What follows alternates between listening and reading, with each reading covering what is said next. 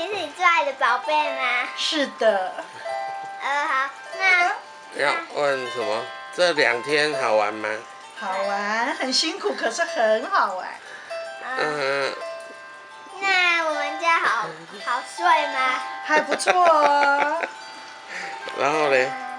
简单可是干净，我睡得很久哦。因为很累，所以就很好睡。